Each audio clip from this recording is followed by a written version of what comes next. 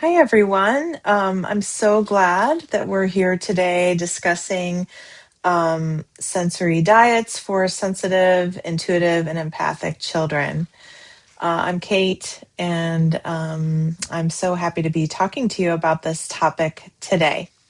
Before we get into anything, let's go ahead and just center ourselves in our body. I think nervous system regulation is very, very important.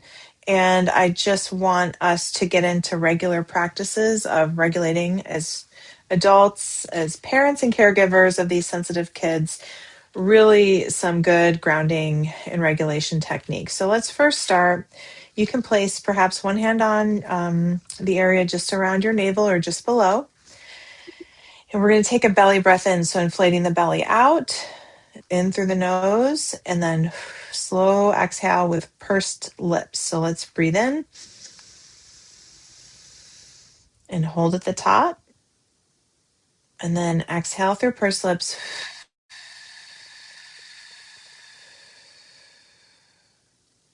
Let's do that again 2 more times, breathing in through the nose and breathing out through pursed lips.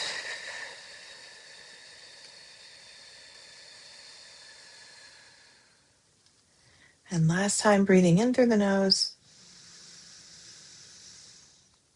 and out through pursed lips.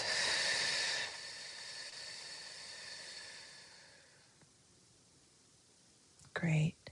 Let's also just do some little butterfly taps. And butterfly taps are a really kind of quick way. So we're crossing the midline of the body.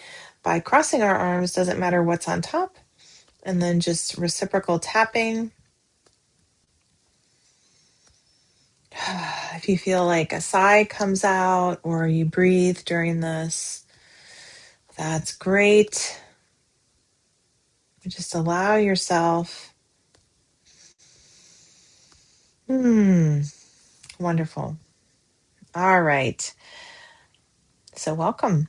So as we begin to talk about sensory diets, I want to just say that when I'm doing these learning opportunities, it's not a substitute for OT therapy.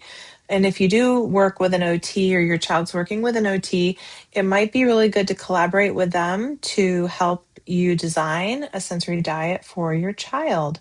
Um, these are really, and your OT should know what this is if they have some training in sensory integration therapy or experience in working with children with who are neurodiverse or who have sensory processing issues, which is wonderful. So I wanted to talk a little bit about this term sensory diets and where it came from. The term sensory diets was started by a mother and daughter OT team, Julia and Patricia Wilbarger. Probably, I think this actually began like in the early 90s. And they developed a protocol for children called at that time it was called the brushing protocol or the Wilbarger brushing protocol. The name later shifted to the deep proprioception and tactile technique, or DPPT. The DPPT involves using a small square surgical scrub brush. You've probably seen them. Sometimes they're colored, sometimes they're white, but it's firm brushing up and down on the extremities, so the arms, the legs, and the back, not the neck or the stomach or the head, followed by a series of joint compressions. And then ideally, the sensory diet was to include this at an interval of every 2 hours the child is awake, followed by a number of proprioceptive activities or muscle work activities. Now, the reason that it was designed at this frequency is that we understand that proprioceptive input, this heavy work, muscle work input, and tactile input, they tend to last about 90 minutes in the body. The effects of doing some proprioceptive input or tactile stimulation can last about 90 minutes in the body. So the idea behind doing this every 2 hours, it was used to be every 90 minutes, and then they kind of changed it to every 2 hours just to make it a little bit more easy to follow, is to kind of give your child what it feels like to have a more typically functioning nervous system. Now, this was designed in the 90s. The 90s was a different time. that I became a therapist in the late 90s and was using this protocol for a long time.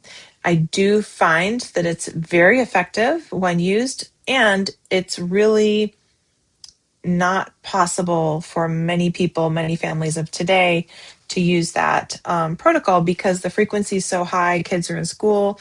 We have usually two-parent working families in this day and age, and it just becomes, and then also children, if they have any kind of averse reaction to it or don't want to do it, it can become more harmful than helpful, in my opinion. So we never want to force a child into doing, any of this. So I do use brushing occasionally. Some children like it, and I tend to do it more episodically versus like a full protocol, just because when I do use a full protocol, if the child likes it, I modify it heavily. So they're not getting it every 2 hours if they're in school all day, but they might be getting it a couple times before they go to school and then a few times after they come back. And certainly before they go to bed. So, but most therapists don't use this anymore, the full sensory diet with the brushing, just because of what I was saying, resistance from children, and then incompliance from families. It's high frequency. It's just not sustainable for most modern families. Um, Absolutely. So today, when we talk about sensory diets, there is, OTs will usually use a sensory diet with activities, with sensory based activities. And these activities are done to meet a child's sensory threshold each day or to improve their toleration of these sensations if they're sensitive to them. A side note, I keep feeling almost a sneeze come on, so if I have to mute myself to sneeze, I apologize, but it's not here yet. So this is kind of the rationale behind these sensory diets. It's nothing really to do with food, unless your child is a picky eater, and we may bring some kind of food things into it, but it's not about what they're consuming in their body as far as through the mouth, through the digestion. It's more about what sensations we're bringing into their body to support their nervous system regulation. Okay, hope that makes sense. And really, the main key, as I said before, is to really meet our child's and ourselves. We can create a sensory diet for ourselves, absolutely, but to meet the threshold of our sensory needs. We are far too sedentary. I sound like a broken record. I've been saying this for almost 30 years. We're just way too sedentary, even back then, and we're worse now with our demands at school. Certainly with the children's demands at school, they're not getting enough movement. They're not getting enough tactile sensations. They're not getting enough many things. And then that, you know, if they're a seeker, which we're going to talk about in a second, that's hard because then they're not getting enough of what they need. And if they're a avoider, they're not they're continuing to avoid these things, and it's not improving their tolerance for them, right? So it's a little bit of a double-edged sword. And I will say, as long as we're talking about the seeking and avoiding behaviors, it's not so clear and black and white. It's not like, oh, I'm a sensory avoider, and that's it. We can be avoiding and seeking at the same time, and even within the same sense. We'll get into a little bit of that. And it could just be dependent on how we're feeling in the moment. It could be we like a certain thing in a sense, but we don't like another thing to experience that in a sense. And again, it could be conditional based on if they're tired, fatigued, or whatever. So there's so many kind of considerations to go on when we're planning these sensory diets, but they're really designed to help to meet these thresholds. So it's more of a form of prevention than it is like a solution in the moment when a child is struggling. Ideally, these sensory diets are helping, practically to get these kids so that they're not melting down or they're feeling better in their body. They've met their threshold or they're getting what they're needing, and so it's okay. They get more regulated, and that's the goal. We want our children to be more regulated, not less regulated. Okay. All right. And as I've got Lily, my assistant here today, helping. If you have questions that are coming up while you're here, please just put them in the chat. We'll discuss the things that come up in the chat at the end when I'll have some time for a little Q&A. But I think from here, let's just go into, so another thing I want to say is if you access the Star Child, your membership platform, the landing page when you log in, and then you'll see children, teens, and adults, those buttons. If you go to the adult button, and then you go under the adult button, it'll take you to audio, video, and printables. Go to the printable content. And what you're looking for is the sensory, what do we call? I think it's the sensory definitions and supports for children. Lily will go ahead and put the links for those in there, and we've got pages there for children. We've got pages there for teens, and we've got pages there for adults because there can be different things. So I've got a lot of content laid out in front of me on my desk. So you might see me shuffling around with papers and whatnot, but the main pages that start look like this. It goes into some definition, right? And then I've got all them laid out. So we'll discuss each kind of sensation. We're going to do this first. So we're going to look at all the sensory systems that we look at as OTs, which are 8. And those senses are touch, or the sense of tactile input or touch, the visual sense, the auditory sense, and then smell and taste, olfactory and gustatory senses. Those are the 5 that we traditionally know about. But then additionally in OT, we look at the proprioceptive sense, or the sense of our muscles, our body position, just that sensation of knowing where our body is in space. Another important sense is the vestibular system. This is how we process movement. It's also tied to our balance. And then finally, the 8th sense that we look at as OTs is the interoception. And this is a key part. This is really, really important for what we're learning today, because we're going to be talking about designing these sensory diets for these sensitive children.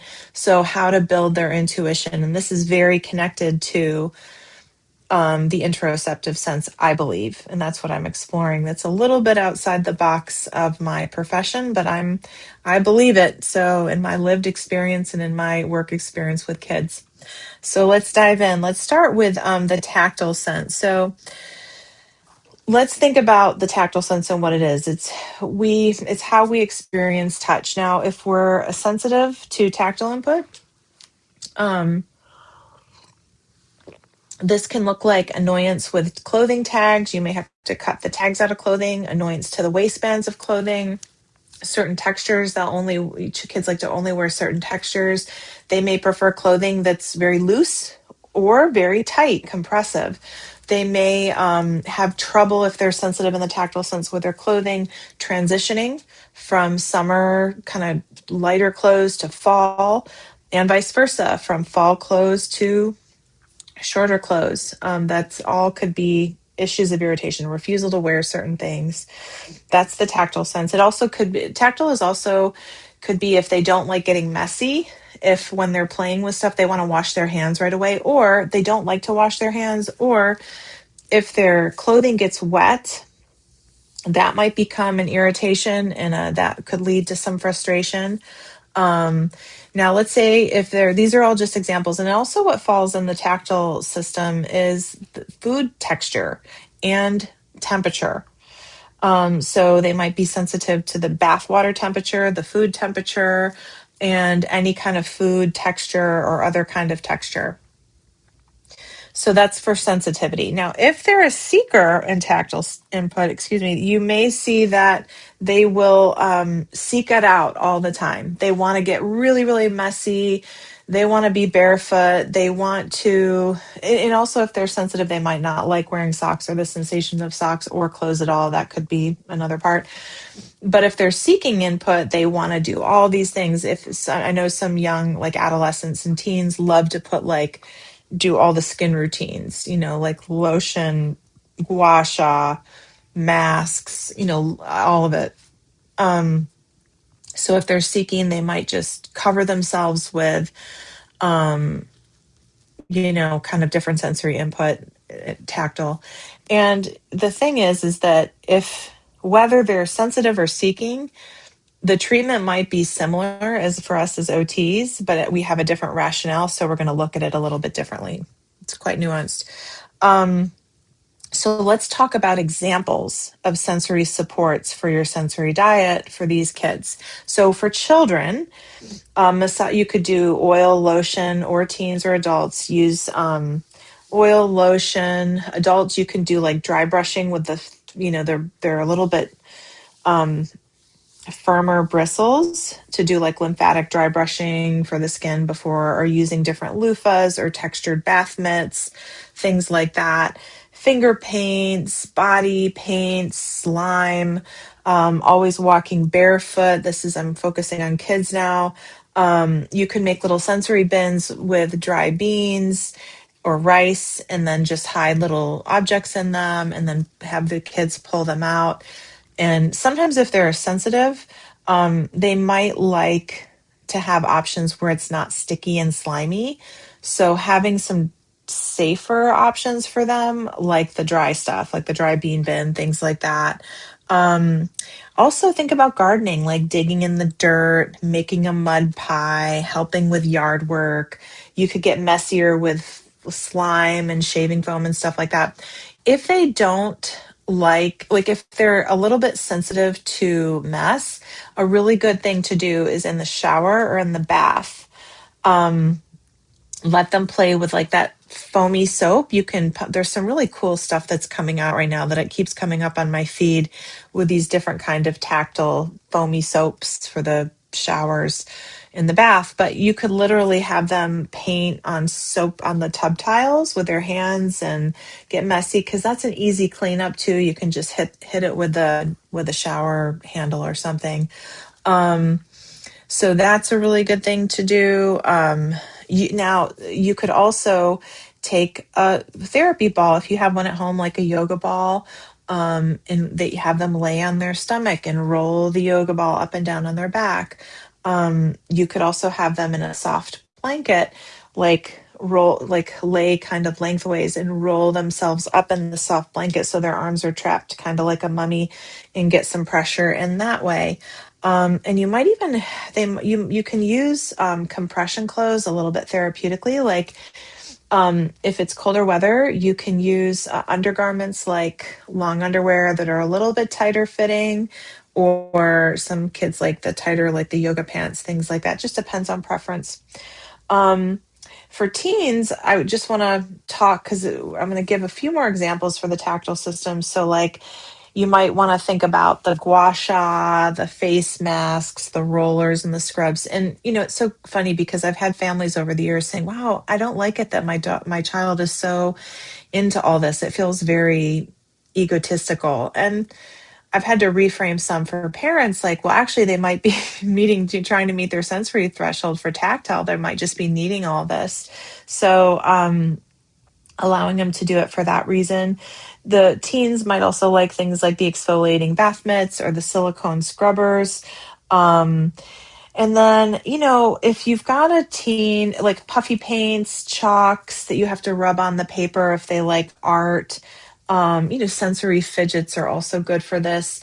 And, if you have a teen that is into a little bit of self harm behavior, this could be mild, like picking skin or on their nails or scratching themselves or even cutting.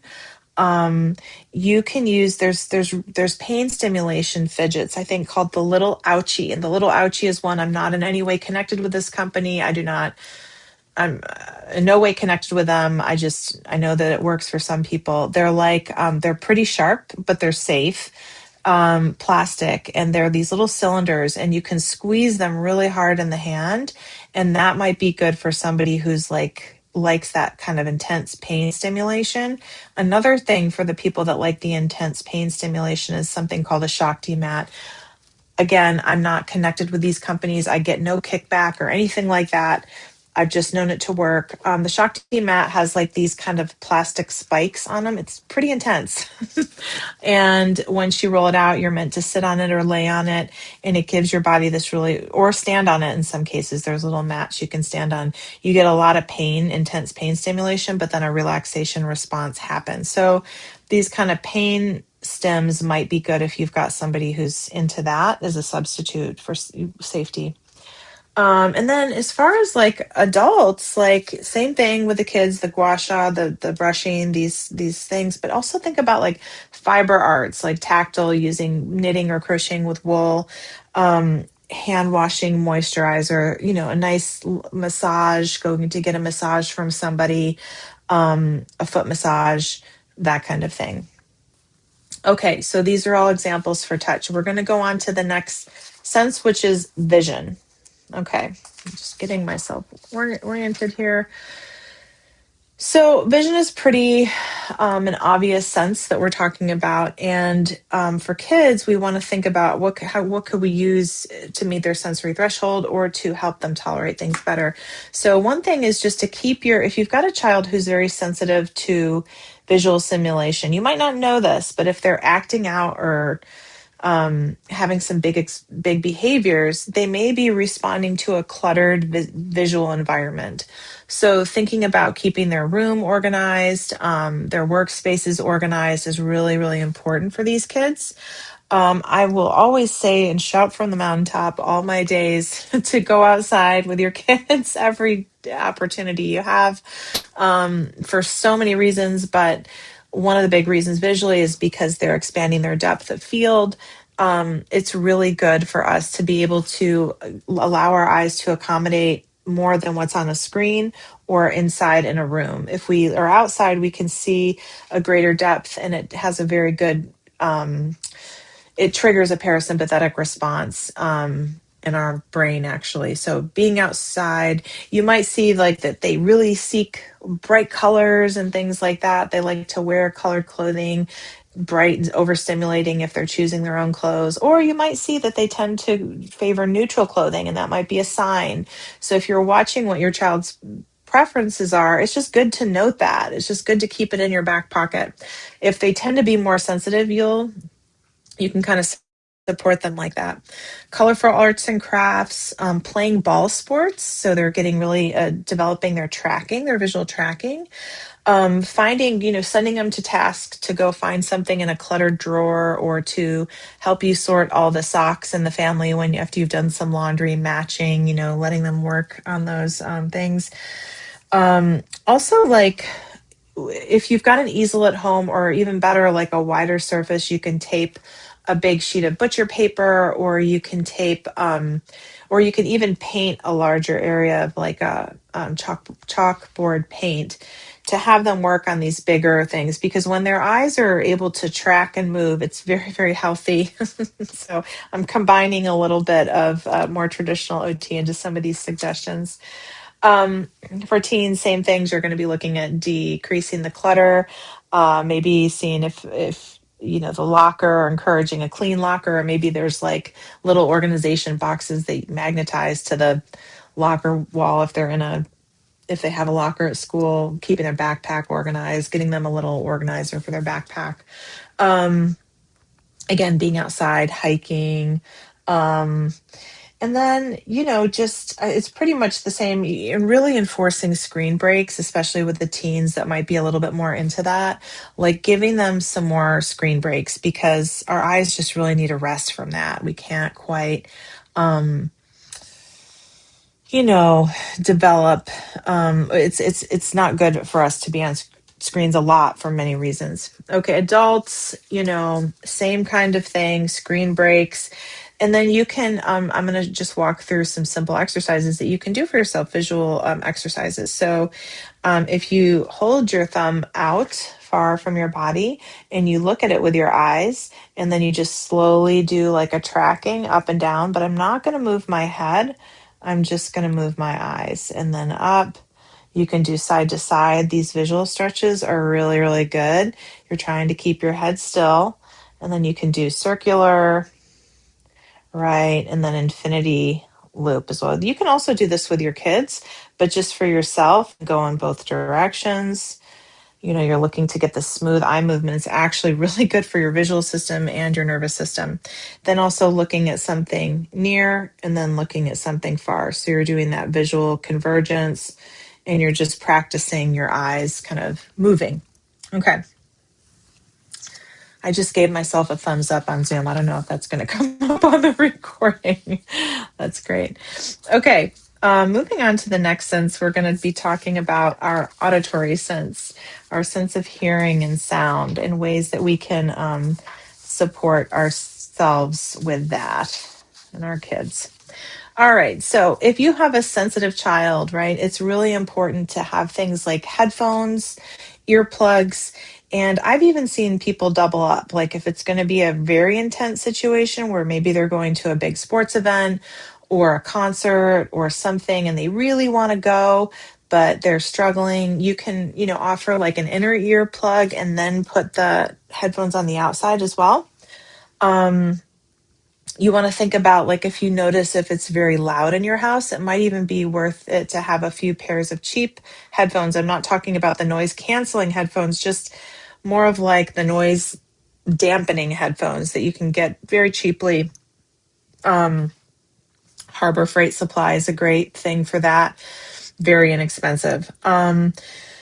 And you can have those headphones available at home. So if your home is very noisy, if there's other siblings or if there's a baby, it might be good. Even when my kids were young and growing up, there's 3 children, so there's 5 of us, and we would at one point we had 5 sets of headphones in the house. So if there's noise going on, and I would model using it too. I'm not blocking anybody out. I can still hear them. I would respond. It's not like I'm willfully ignoring or doing anything punitive. It's also modeling, right? It's like it's safe to wear these. It's okay.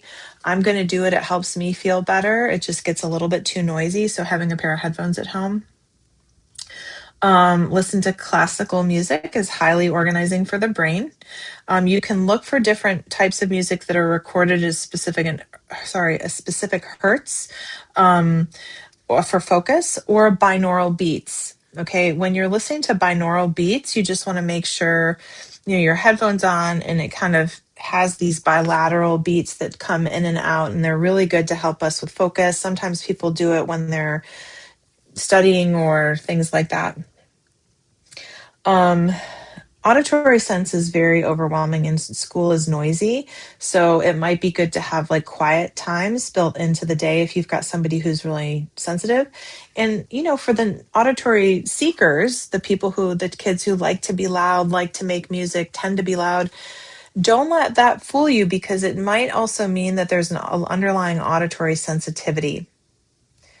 I'm going to explain on that. So, if there's an underlying auditory sensitivity, think about it. If I am the one in control, if I'm sensitive and I'm in control of making the loud sound, it feels more predictable, it's better. And if I'm making a really loud sound, I might be getting some vibration or pressure in my chest, which is proprioceptive input, which is calming to the nervous system. And it could be stimulating the vagus nerve, which is the giant nerve that runs from our brain all the way down into our gut, and it creates a relaxation response. So, and if you also think about it like this, if you had a Band-Aid or a bandage that had been on a sticky bandage that had been on your skin for a while, it's kind of like, think about if you pull it off yourself versus if somebody else pulls it off. It's always easier if there's something noxious for you to do it, you to pull it off. So even if a child is a noise seeker or likes noise or being noisy, the noisy maker, screaming, they could also be sensitive. They want to do it. They want to have some agency and control over it. It's just something to think about. If and this is also coming out more in research, like if your kid kind of tunes out and they're not orienting to you, if you're trying to get their attention and they're kind of locked into something, try singing directions or humming or doing it a little bit different, using a little chime or a bell to gather their attention versus just the monotonous drone of language. It could be better. It kind of creates a new pattern for them to orient to if they're habituated and just sort of locked in. um, Playing musical instruments, things like that. And they might just be making noise for noise sake, and it might be a little bit of like what we call like a stem, where they're doing a vocal stem, or they're repeating something and they're making annoying sounds, annoying to you, not annoying to them, but like clicking or "Huh," or they might say something or say something in a certain way. Just noticing. And allowing, if your kid does like noisy time, give them some space to be noisy. You can put on headphones and just say, wow, this is really, it's a little bit much for me, but I see that you need to get it out of your body. So you're letting, you can do little musical instruments. Kazoos are really good because they'll stimulate the vagus nerve, mouth stuff, harmonica. Whistles might be a little bit too much, especially for inside the house, but allow some noisy play for them. And also, this is all relevant for adults as well. And if you're noticing that your kid is really struggling at home, or if you're really struggling with noise at home, try to create some, um, like decrease any external noise that you can, such as if the TV's on or if the radio's on, or if there's any way to just stop that with before you're saying anything. If you notice your child is escalating, just turn the music down. Just turn the TV off, just turn the radio off for a second and just like, ooh, like let's and quiet everything down and see if that can support your child. All right, we're going to talk next about the proprioceptive sense. OTs often like to refer to this therapeutically as heavy work. So, this is engagement of the muscles in the joints. We have these sensory receptors that are in the muscles and the spindles of the muscles and in the joints, and they are called proprioceptors. So when these proprioceptors are stimulated, it creates this really kind of balanced level of arousal and alertness. It's very regulating for the system. If you're droning or tuning everything out, this is the part to pay attention to. Because what's so important about using proprioceptive input or heavy work for these kids in a sensory diet is that this is the one thing that cannot overwhelm your child. I'm going to say it again. Proprioceptive input using the muscles and the joints is the one thing that will not overstimulate your child. Every other sense can overstimulate your child, potentially. So when in doubt, use muscle work, use heavy work, use proprioceptive input. Okay, if you're like not sure what to do, this is like the best thing for your kid because it's also helping them build strength, build endurance, build the core. So there's many, many benefits to this. It's really what we call the glue of sensory integration therapy is proprioceptive input. When in doubt, have your kids use their muscles. So what are some examples? Okay. Examples are climbing on playground equipment, yoga poses. Okay. So you're really using your muscles and bending and stretching. If you think about going from downward dog to upward dog, that's a pretty big muscle experience, right? If you're doing things like animal walks, like having them do crab walk, crawling like a cat or a dog, or crawling like a bear, which is more intense, where it's almost like you get into the downward dog position where the hands are down and the feet are down and your body's like a V. You get in that position and then you walk from there. And then it's also really great to have them walk forwards and backwards. That's another skill that we're building, but it's really, really good. Think about like even at home, if you load up a bunch of books, canned foods, whatever is heavy that you have. I would say telephone books. We used to say that, but let's say that it's irrelevant at this time. But anything kind of heavy, you can put it in a laundry basket and let them push it around the floor. If you have tiled floors or wood floors, you can put a blanket or a towel underneath for glide. Or if you've got carpet or rug, they can just push it around. They can deliver things into different places and then put the heavy things somewhere. And you could make lots of games up about that. If there's a younger sibling and it's safe to do this and it's safe, you would let one child maybe push a stroller, get that heavy work. And it's also like gives them a little bit of sense of pride that they're helping in some cases. Um, when my children were young and my boys were in kindergarten, we used to park. I used to walk part way, or sorry, drive part way to school. And then I would always park at the bottom of this big hill that we'd have to walk up. And I would have my boys take turns pushing their younger sister in the stroller to get this really intense, heavy work up the hill. And I noticed that when I did that, um, they were super regulated in the morning meeting when it was this huge auditorium where we used to take our kids and meet there. And I just noticed that they were so much more regulated when we did that. Um, and also, there's like a study, I think it may have been it's from a while ago, maybe 2014, not in the US, but they measured children's attention after walking to school. And they found that kids who walked to school had a far greater attention for like lasting up until 4 hours than kids who were driven to school. So even if you can't walk all the way to school, it's a easy way and a functional way. Walk to school, scooter, take your scooter, have them push a sibling in a stroller if it's safe, right? Um, Jumping on a trampoline, pedaling a bicycle, hiking, sports like tumbling, gymnastics, dancing, soccer, martial arts, swimming, all of these things are so great for kids. Pushing for older kids, I had one family that they were super creative and they would like after going grocery shopping for their sensory child, they would find that he really liked to push the carts. So they would go around the parking lot with mom and find all the empty carts and put them in the cart return. Like that was what they did together, just as a functional way to get more, or help them push the grocery carts in the store, things like that, right? The teens helping you carry the trash out, pushing the trash bins down, pushing them back up, carrying folded laundry or laundry baskets around, um, carrying groceries in and out of the house.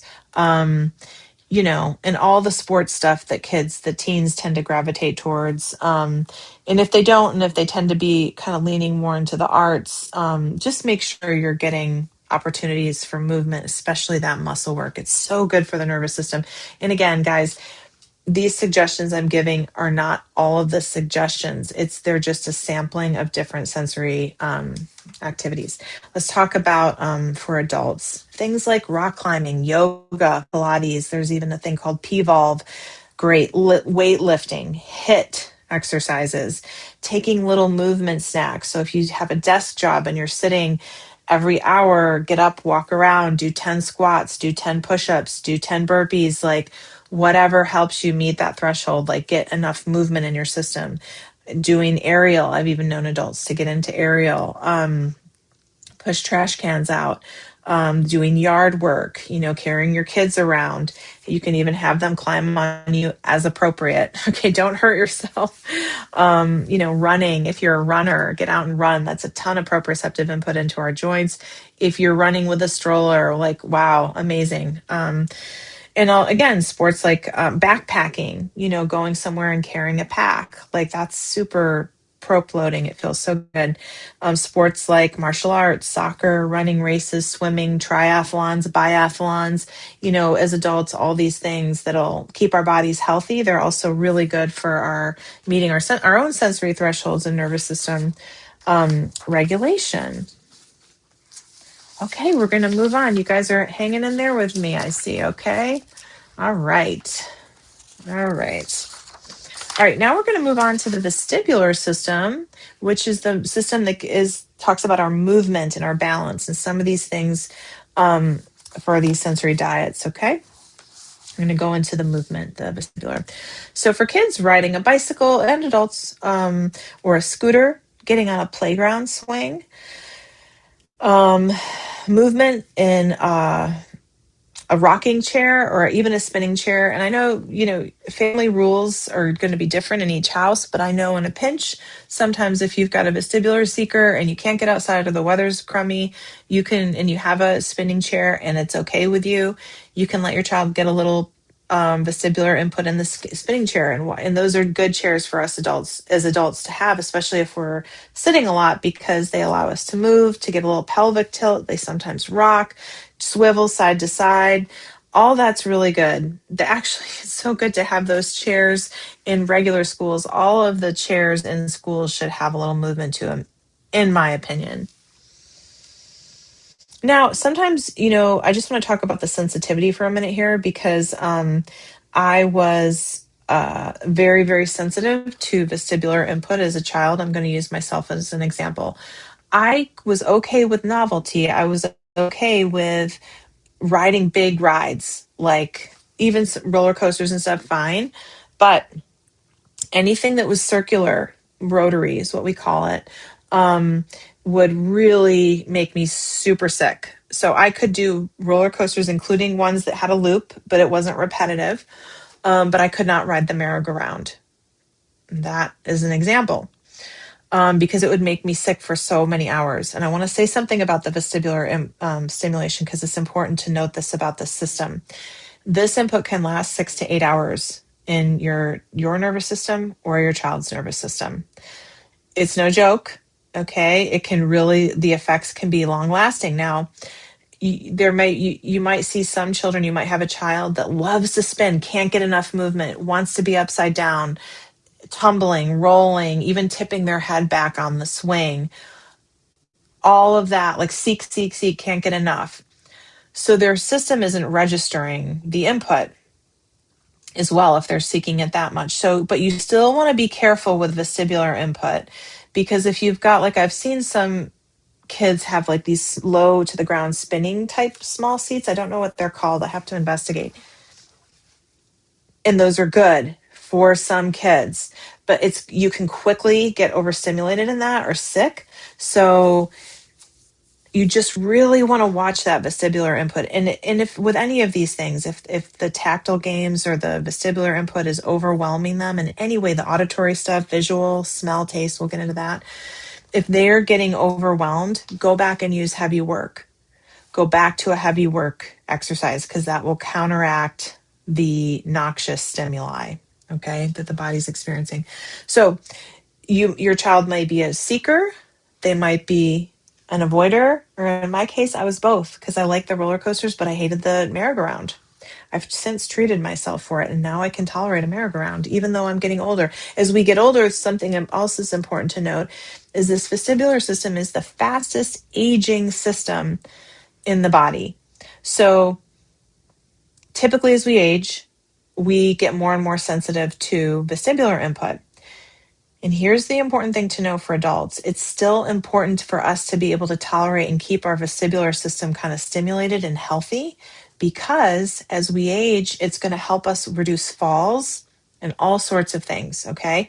So it's really good to push yourself a little bit out as adults, out of your comfort zone with vestibular, and kids. That's how we treat vestibular issues, is we do it very slowly and carefully and surround it with a lot of heavy work activity. So just things to know. Another thing you can do is for vestibular is jumping on the trampoline, playing on a slack line or a slack board. Like some people will pitch up a slack line at the park between two trees and a balance on it. You could even, if again, your body as a parent is up for this and your child's the right size, you can be parents on all fours and have your kid climb on your back and kind of try to shake them off. And that's really good for their movement and balance, right? Spinning, swimming, diving, sports like gymnastics, dance, and aerial also give quite a bit of vestibular input. Yoga poses, that focus on the inversion of the head. So poses like downward dog, camel, forward fold, all of those poses where the head goes below the heart, it's inverted, you get a little rush of blood to your head. Hiking on uneven surfaces, really good, again,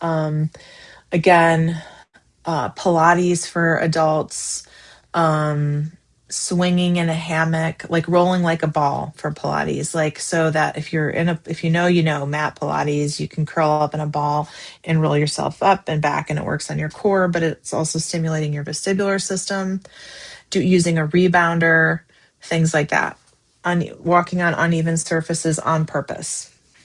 Okay, moving along to smell and taste. I put these two together because they're very related.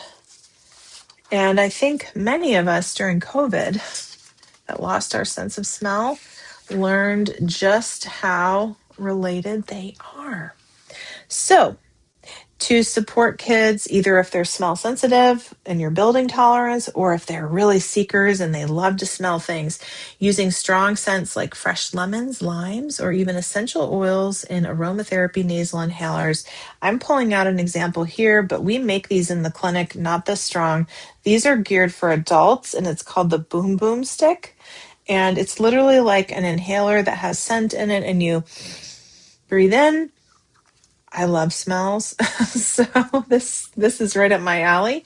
You can also get blank inhalers on Amazon and make your own um, with just a few drops of essential oils. And you really want to be careful with smells like peppermint, cinnamon that are stronger, because you don't want to use too much of it. It'll be too overwhelming. But there's a little cotton wick that's inside of this, and then what you do is you drop this essential oil in, and the kid can pick out.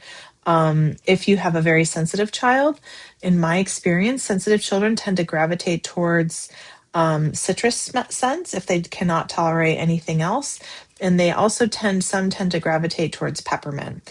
We've had some very smell sensitive children in our clinic in the past come in, and we use peppermint with them. So they're very smell sensitive, can't go to certain bathrooms, can't go to places, but we give them a smell stick with peppermint or another preferred scent. They can smell it and kind of navigate those challenging places with a tool. Also, I'm really leaning into non-toxic. Like, I'm not talking about Glade plugins. You have to also watch like scented candles, because they can be very noxious, actually. I think beeswax is a good bet for being a clean burn. So if you're interested in like doing a scented candle at home, this is not for children, obviously, in a room or to light the candle. This would be under adult supervision in your house. If you use that, look into things like beeswax that are less toxic. You might have a taste explorer, a taste seeker. So if you've got kids that really are adventurous eaters and like to eat a lot of different spices and spicy things, like Indian the complexity of different foods like Indian food, Mexican food, and lots of other cultural foods that I'm not mentioning, but there's a lot of complexity in these flavors. And so for a seeker, it might be fun to check out different Asian restaurants or Indian restaurants, or make your own recipes at home, even better. And if your child is sensitive to this, you're just slowly trying to build a little tolerance, right? So even just helping prepare the food, smelling it, licking it, tasting it, all of that is good to build, but we don't have to force them to eat anything. We're just trying to get them to build expand their repertoire a bit. Also, what I want to just say, it's really a good idea to limit food preservatives as much as you can. So sometimes it's children become addicted to the preservatives. First of all, eliminate food dye if you can. Unnatural, like artificial food dye, red, yellow, all those dyes are really bad.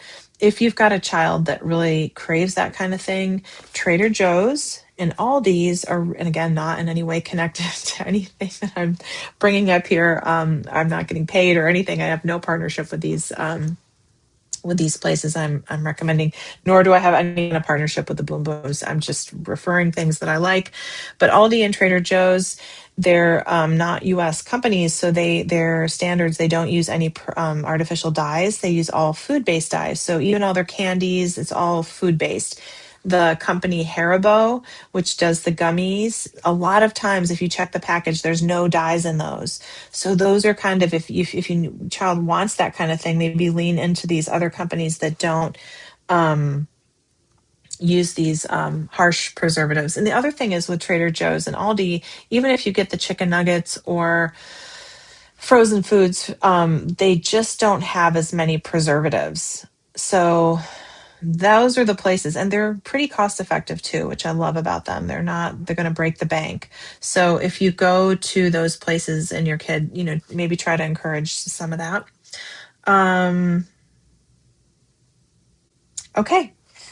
I think that's probably good for the smell. And then I want to really get into this interoception sense lastly, and then we'll kind of talk about putting it all together to how to how to then use the sensory diet, or how you could sort of use this. Okay.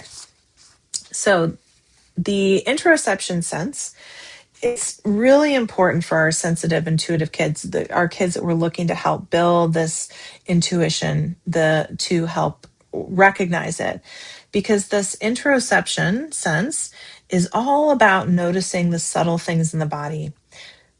Many times, intuition, not always, but many times, most times, I would even say, intuition, what we register intuitively, how we sense things, is subtle. And we want to get our kids to be able to pay more attention to the subtle landscape of their internal world. Interoception refers to like the body's ability to register internal sensations like, oh my goodness, like heart rate, like if they're, really exercising a lot, like, or tired, if they're hungry, if they're thirsty, if they have to go to the bathroom. That's bowel and bladder. And their emotional state is also part of this internal landscape. So, a lot of times, children who are neurodiverse and children, and I've talked about this before, especially with this intuition, neurodiversity, and trauma, our last topic of conversation last month. Um, but there oftentimes we'll see a diminished sense of the interoceptive sense. Now, how do we build interoception back if our child has never developed it, or if they're disconnected? And this could be from trauma too. This could be for adults, either from neurodiversity or trauma. Okay. A good place, and there's Kelly Mahler, and this is under the resources page under adult printables. Kelly Mahler has a wonderful interoception curriculum, and I highly recommend checking that out. I think there's learning opportunities for parents on her website. I think it's just, and it's spelled, I don't know, Lil, if you can put that in the chat, but it is under the resources. I think it's kelly-mahler.com. Her name is spelled KELLY-mahler.com. I believe that's what it is. Or if you can't, do a Google search for Kelly Mahler interoception, you should find it. They talk a lot about starting from not going inside right away, but like, let's say you're doing a sensory experience or simple activity like washing your hands. Is talking about, what does that sensation feel like? What does it feel like on your skin? And you try to get really descriptive, like sticky, slimy, wet, bubbly. And it doesn't, like if they say something, they might say, I don't know. And if they say, I don't know what it feels like, you can say, oh, let me feel it. Well, to me, it feels like this. And you're not putting that in their mouth, but you're just, or their brain, for them, that has to be their experience, but you're giving them examples of how it feels to them. So you're just coaching them by giving them examples. And then from there, you can kind of go to, well, is that connected to an emotion? Like if I'm washing my hands and it feels kind of bubbly and the water feels cold, is that, it's kind of making me feel more awake. I like that. It's stimulating, it's invigorating, it's refreshing, or conversely, it's irritating, it's annoying, I don't like it, it feels uncomfortable. And this is a zero right or wrong. You are not trying to tell your child how to feel or what to feel at all. This is really deeply honoring their experience. You're just trying to get them to pay attention to it.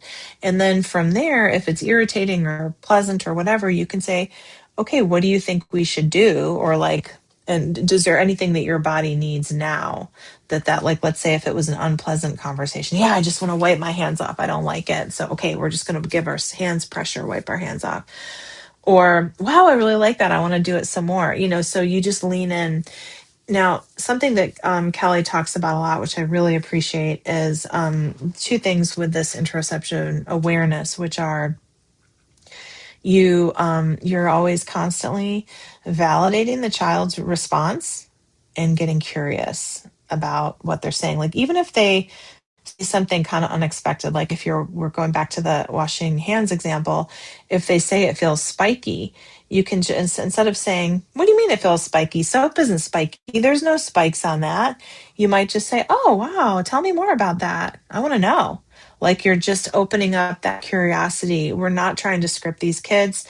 We're just trying to get them paying attention to their bodies and just feeling it. So, and once they kind of master more things from the outside of the body, they can kind of go more internally. So, they might have a hard time. Like a lot of people that I work with neurodiversity and trauma, both adults and children will have really hard time being able to even describe it. They'll just say, I don't know.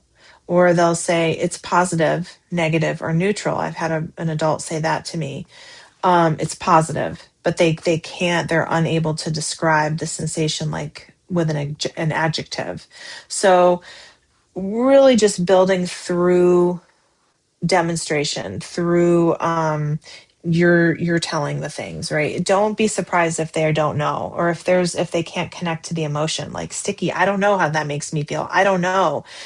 And then you could offer like your own experience with it to see if that gives them a clue. Okay.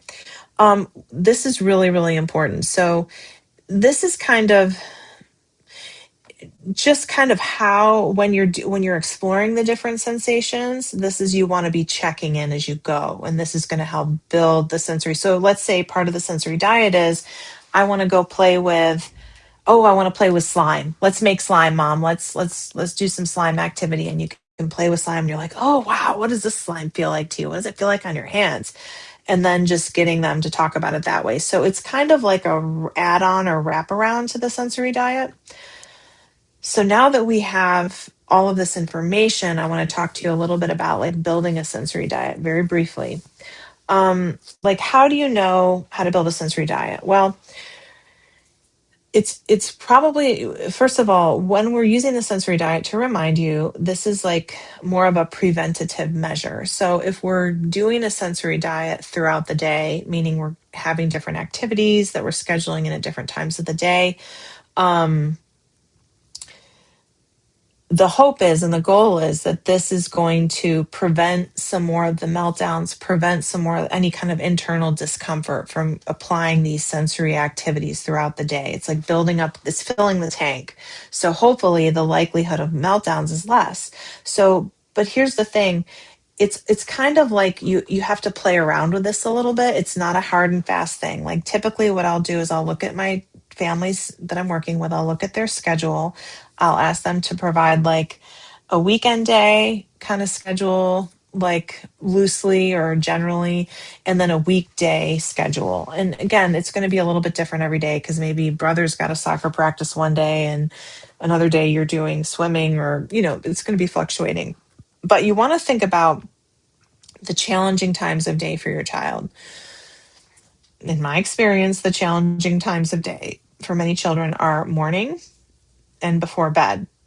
But also, transitions can be really hard, like moving from one thing to another. Okay. So you're just thinking about, like, okay, where is my child struggling? You're thinking about that time of day. You want to put together some different, maybe with your child when they're in a calm, happy place. Okay. Not when they're dysregulated, melting down, or throwing stuff. That's not the time to do this. you can even think about what are your favorite, like, what are your favorite things to do for your body to use your muscles? And you can give them examples. You can think about what you have immediately in the home. Like, ideally with the sensory diet, we don't want to create like a situation where we're always having to go out, like, away, like to a place. Like, it could be outside is great. Like, as much as you can get outside, riding the bikes, riding the scooters, all that is great. But you really want to think about wrapping a lot of heavy work, a lot of proprioceptive input into the sensory diet. You may want to come up with a little visual chart of like different activities that the kid really likes to do, like slime, smell stick, music. You could make simple pictures or even just look at little graphics and kind of put them out. The things that the kid really likes to do. Let's start there. Okay. And then having them sort of visible, maybe up on the fridge. So like, let's say, because every day, like if you set up a rigid schedule, like it may change day to day, like what your kids needs changes day to day. So some of it's like, okay, like I liked jumping on the trampoline yesterday, but today I want to go on the swing. So it's good to have a lot of different sensations, to create some kind of a thing for them, a visual chart. And then you can just in your mind even write down, okay, I know school is hard getting them to school. Maybe they wake up in the morning. This is just an example. They put cold water on their wrist to wake up or splash cold water if they have a hard time waking up, or they get up and do some jump on the trampoline for 5 minutes, the mini trampoline, or maybe I'm going to bear walk over out of my room into the kitchen, or I'm going to crawl, just kind of bringing in some sensory activities. Maybe at breakfast time, you're having like some kind of a crunchy, chewy, or resistive snack that's going to stimulate the muscles in the jaw, which is proprioceptive input or heavy work. A bagel, something crunchy.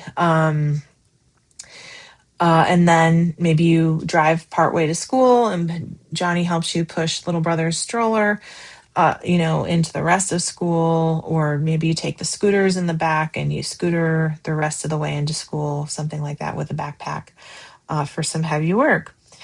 And then, that could be the morning. And then the afternoon, it's maybe like make sure your kids are fed crunchy, chewy snacks right after school.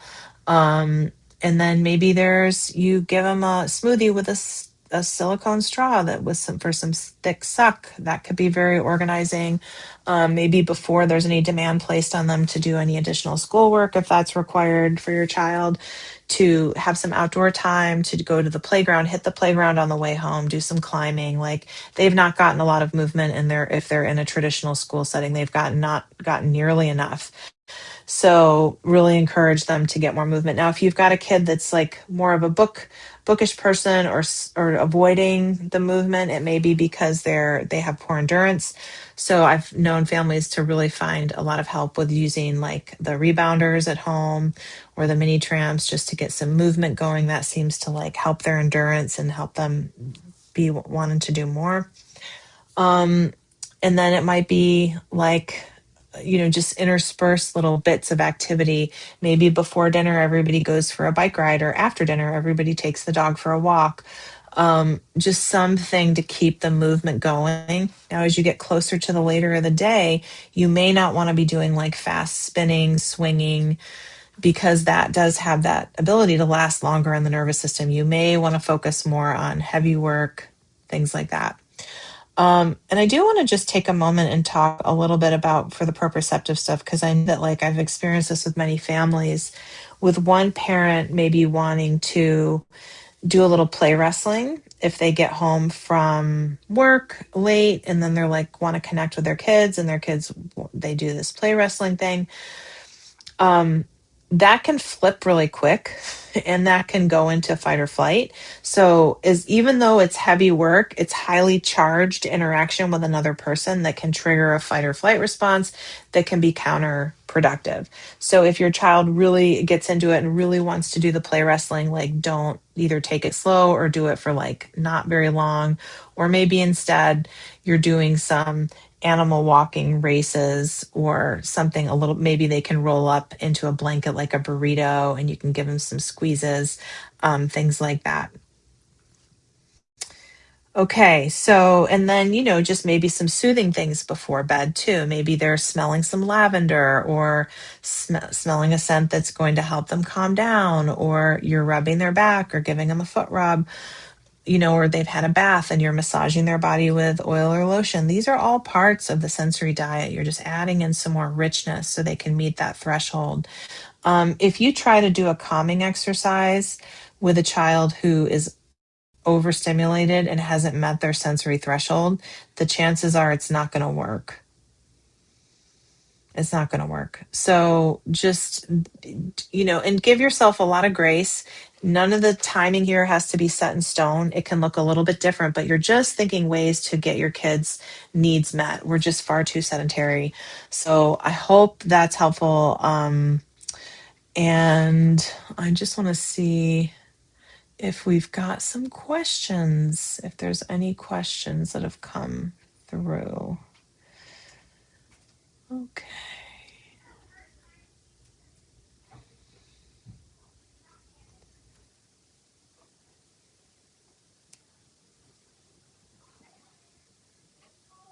Okay. Does anybody have any questions that they want to put in the chat? Okay, great. So what if my child is refusing to follow the schedule right in the moment? Like if you've got something that you've planned and they're like, nope, not doing it. That's fine. Give them some agency. Go up to that visual chart, that visual list. Be like, okay, what out of these things feel good to you right now? It doesn't have to always be the same thing. It can be different. It can be varied. We want to give our children choices, and this is all just supportive for them. It usually they're gravitating toward the thing that their body needs in that moment. So if they're like saying, "Oh, today I want to do this," or "I want to eat a sour food," or "I want to take a bite of a lemon," or "I want a different experience," um, that's okay. Go with a preference. Um, is it possible for my kid to have to be inconsistent in their behavior? One thing works for them one day, yeah, the next thing doesn't. Same thing doesn't work the next day, of course. So just think about ourselves too, like what we might prefer to do. Um, one day could be very different from what we prefer to do the next day. Like today, I want to. Um, hit the gym and do weights, and tomorrow I don't want to do that. I want to go for a walk, or I just feel like being outside, or um and it's also like, where is your sensory system? Have you been overwhelmed and overstimulated all day, so you might need more calming things, or have you been um understimulated and you need more alerting things? Again, it's really individual. The other thing is, I want you guys to also notice that I have not suggested as a means of sensory regulation any screen time here. The reason for that is that I'm trying to, and perhaps I'm a little bit old school, but I think that if we can not just be reliant on screens for um, medication, if you will, or self regulation, that's positive, because we get addicted to screens. We get addicted to the dopamine that our brains get from screens, but we really need more movement in our body. And sometimes if we're so locked in on that dopamine, we're not getting what we need. And then when the screens are taken away, we haven't gotten what we need. And then there's another issue with taking the screens away. So just peppering the movement throughout the day, limiting screens as you can, is recommended.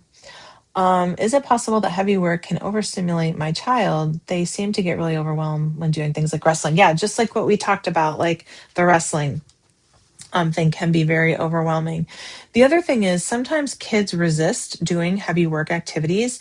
The kids that tend to resist it, I think, are the ones that have like low endurance, low muscle tone.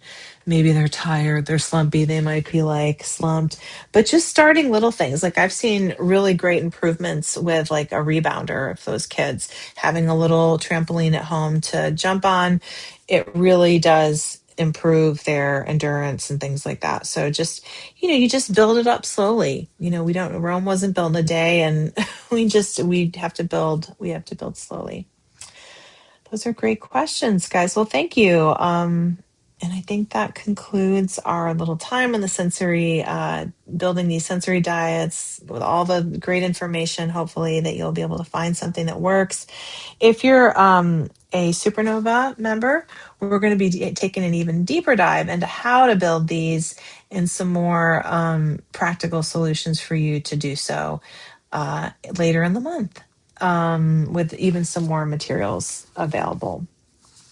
All right. So thank you so much for joining me today. I really appreciate it. And I hope this you got something positive out of this session. Thanks so much for being here.